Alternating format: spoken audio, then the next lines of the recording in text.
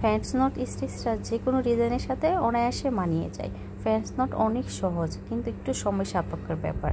আমাদের ভিডিওগুলো ভালো ওরা এরকম আরও টিপস অ্যান্ড ট্রিক্স পেতে আমাদের ভিডিওগুলো অবশ্যই শেয়ার করে রাখতে পারেন, যাতে করে পরবর্তীতে দেখে দেখে আপনারা এগুলো করতে পারেন। এটা একটি বেবি ড্রেসে করা হয়েছে।